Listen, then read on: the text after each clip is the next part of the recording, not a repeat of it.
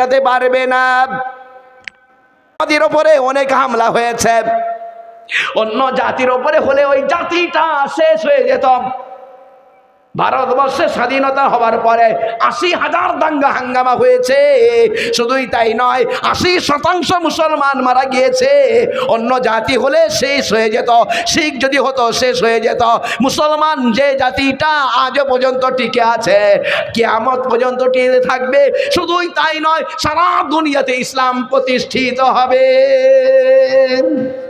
জোরে বলেন সুবহানাল্লাহ, নারায়ে তাকবীর। অন্য কোন ধর্মের মানুষ আর থাকবে না, শুধু ইসলাম থাকবে। কে বলেছে? আল কোরআন পারা নম্বর 6 বলতে নেই আমার ভয়, খুলুন আসুন মৌলানাকে ডাকুন, লেখা আছে আল্লাহ তাআলা বলে দিয়েছেন ওয়া ইমিন আহলিল কিতাব, অন্যান্য কোন ধর্মের মানুষ থাকবে না, কোন ধর্মগ্রন্থিও থাকবে না।